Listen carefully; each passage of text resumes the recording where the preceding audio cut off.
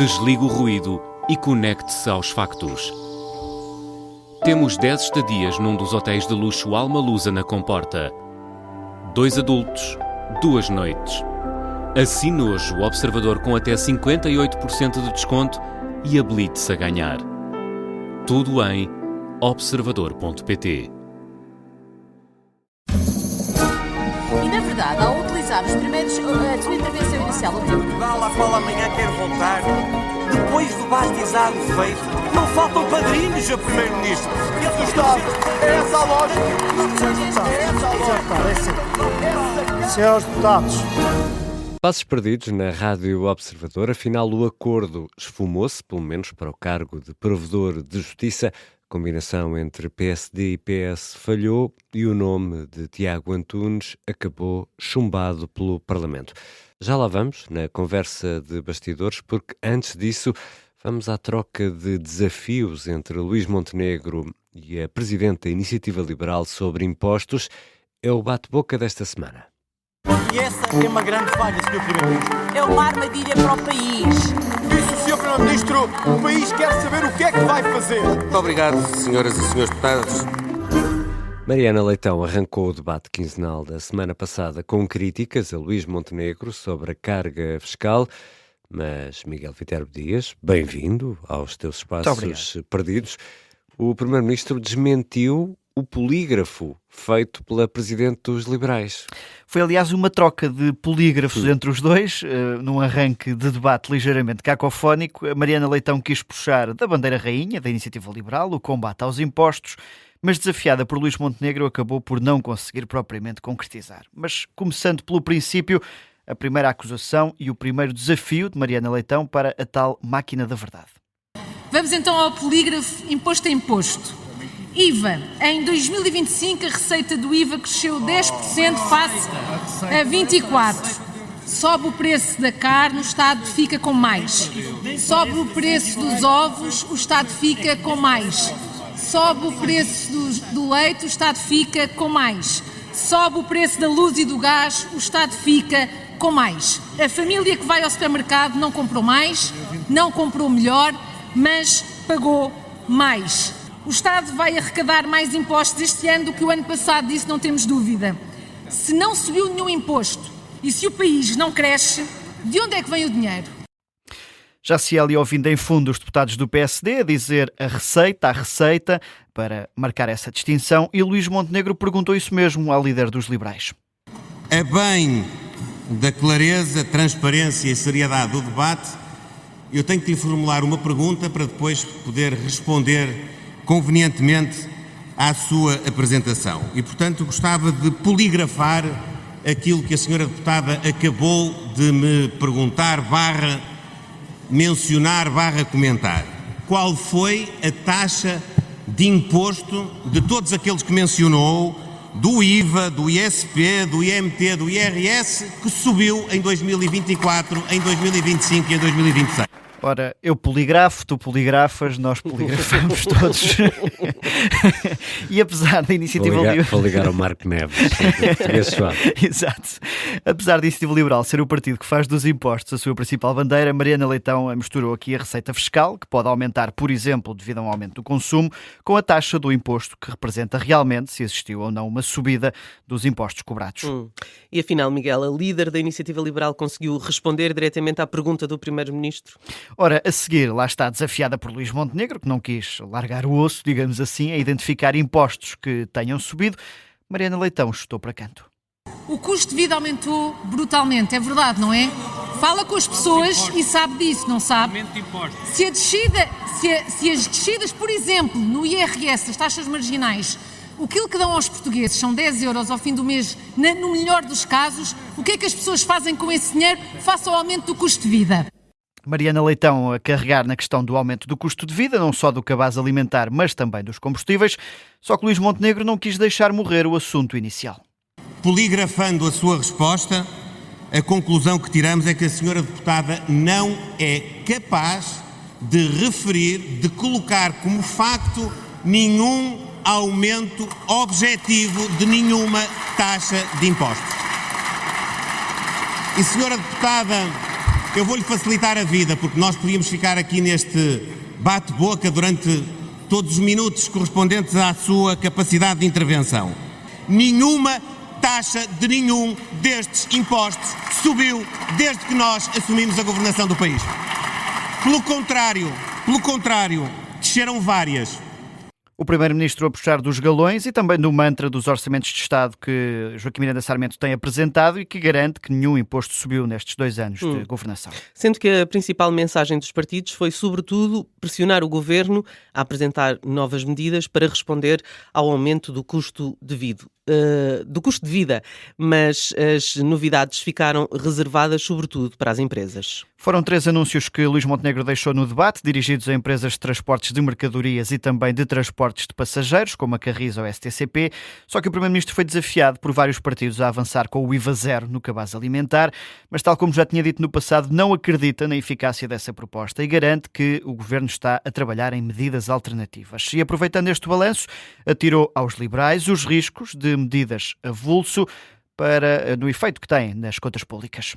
E é por isso que, com equilíbrio, com razoabilidade, nós estamos a adotar medidas para que o impacto seja um impacto mitigado, para que as famílias possam enfrentar estes tempos de desafio que estão diante de nós, mas, repito, com equilíbrio, porque eu estou convencido que a senhora deputada, o seu partido e a sua bancada não querem regressar aos idos tempos anteriores a 2011 e ao desequilíbrio das finanças públicas a troco de soluções que são aparentemente milagrosas, mas que trazem uma fatura que depois quem paga são os contribuintes, as pessoas, as famílias e as empresas.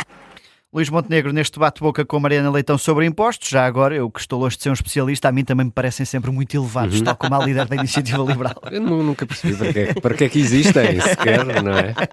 Bom, veremos nas próximas semanas que medidas adicionais pode ou não o Governo apresentar para tentar mitigar o aumento dos preços. Agora está na hora de irmos aos destaques da semana. Esta semana, Miguel Viterbo Dias, o teu sinal mais vai para Rui Rocha. O antigo presidente da Iniciativa Liberal acabou por ser o ponta de lança no ataque a Tiago Antunes e à escolha do antigo governante para provedor de justiça. Foram os ataques de Rui Rocha que lançaram a discussão, mas também é preciso dizer que Rui Rocha acusou Tiago Antunes de ser um dos pivôs da propaganda de Sócrates nos blogs, mas Rui Rocha, a fazer fé no que já escreveu no Twitter no passado, também não é elegível para qualquer cargo no Estado. Em 2019 referiu-se à cara de Ferro Rodrigues como aquela tromba. Em 2020 chamou imbecil a Marcelo Rebelo de Sousa. No mesmo ano chamou estúpido a Eduardo Cabrita. E em julho de 2021 repete o imbecil, mas desta vez dirigido a António Costa. Portanto, Rui Rocha chumbaria no próprio questionário que o próprio aplicou a Tiago Antunes. E é quem está a subir, agora vamos ver quem está a descer.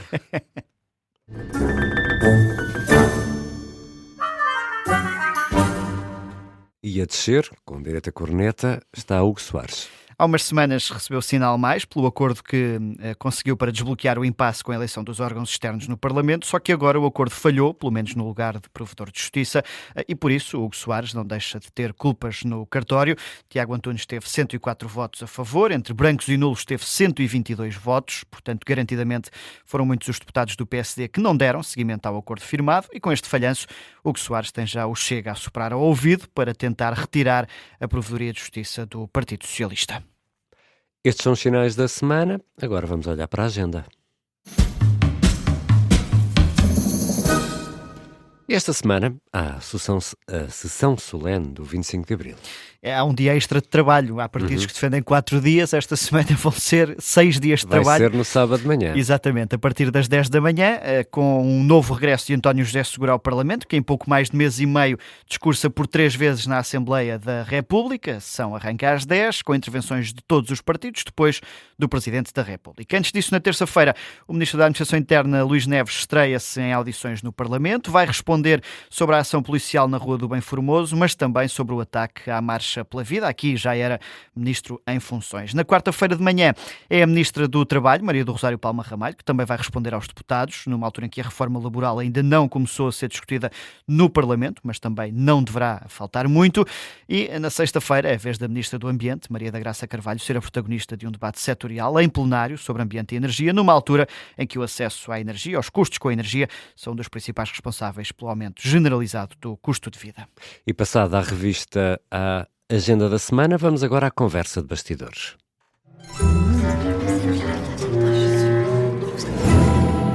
Tiago Antunes falhou a eleição para Provedor de Justiça, com o passado socrático, apesar na decisão dos deputados, sobretudo à direita. A última experiência governativa até foi com António Costa, mas foi o passado mais longínquo de Tiago Antunes que mais pesou na decisão dos deputados. O antigo secretário de Estado adjunto de António Costa foi também assessor de Almeida Ribeiro, que foi secretário de Estado adjunto José Sócrates e tido como um dos principais operacionais da máquina de propaganda do antigo primeiro-ministro. Foi, aliás, Rui Rocha o primeiro a fazer referência a esse passo ao tratar Tiago Antunes por Miguel Abrantes, na audiência do candidato a Provedor de Justiça no Parlamento. Ora, Miguel Abrantes era o pseudónimo do blog Câmara Corporativa, que seria alimentado por gabinetes do governo de José Sócrates. Mais tarde, e à conta da Operação Marquês, ficou a saber-se que Miguel Abrantes era António Costa Peixoto, que tinha relações de grande proximidade com o núcleo duro de Sócrates, e é aí que Tiago Antunes entra na história. O Correio da Manhã chegou a dar conta de que Tiago Antunes e Hugo Mendes, mais tarde secretário de Estado de Pedro Nuno Santos, eram os principais responsáveis por fazer circular a informação do governo junto dos blogs que na altura atacavam os críticos de Sócrates. Isto, embora a competência técnica de Tiago Antunes não tenha sido colocada em causa nem na audição, nem nos comentários que foram sendo feitos depois. A audiência ao antigo governante correu sem problemas, com elogios à competência, à formação académica. O antigo secretário de Estado referiu até que nunca foi militante do PS, apesar de toda esta proximidade com o partido, e vincou muito a formação em Direito como peça relevante para o cargo a que se candidatou. Também do ponto de vista da oposição, tirando Rui Rocha, que foi mais vocal, todos os outros, Chega incluído, não levantaram grandes questões, destacando a tal preparação técnica de Tiago Antunes para a função. Só que o desconforto já estava instalado e acabou mesmo por se confirmar na primeira ronda de votação, em que ficou bem longe dos 2/3 necessários. Sendo que no dia da votação PSD e PS foram também ensaiando uma espécie de passa-culpas quanto à responsabilidade para o chumbo deste nome. O Observador tinha dado conta de um desconforto na bancada do PSD, mas também do PS. Na manhã da votação, os dois partidos reuniram as respectivas bancadas. Fonte do PSD fez saber que Hugo Soares tinha dado indicação de voto em Tiago Antunes, que não teria existido um único deputado a questionar ou a levantar problemas. Ainda assim, admitia-se que um ou outro pudessem furar esta indicação de voto, mas feitas as contas terão sido muito mais do que o esperado. O PSD ia também fazendo passar que o desconforto com o nome não era só à direita, podia existir dentro do próprio Partido Socialista. Ora, já depois de conhecidos os resultados, o líder da bancada do PS, Eurico Brilhante Dias, fez questão de vincar uma mensagem, é de que o PS foi responsável, cumpriu o acordo e que Tiago Antunes contou com o apoio da bancada socialista e dos deputados à esquerda, como os números parecem mesmo indicar. O PS ia lamentando a falta de empenho dos sociais-democratas no cumprimento deste acordo. Eurico Brilhante Dias deixou até a farpa a Hugo Soares a dizer que nem todos têm a sorte de ter uma bancada como a do PS, num sinal de que a voz de Hugo Soares era pouco ouvida pelos deputados do PSD. Também entre os socialistas acredita-se que a pressão pública e mediática, não só de Rui Rocha, mas também de Miguel Morgado, um dos principais comentadores televisivos à direita, tiveram peso na indecisão da bancada do PSD e na falta de empenho da liderança do partido para que este acordo fosse mesmo cumprido. E chegamos assim ao fim dos Passos Perdidos desta semana. Para a semana há mais. Até para a semana, Miguel. Até para a semana. E na verdade, ao utilizar os primeiros, a sua intervenção inicial, o tempo Portugal, à qual amanhã quer voltar, depois do batizado feito, não faltam padrinhos a primeiro-ministro. É essa a lógica. É essa a lógica. Senhores deputados,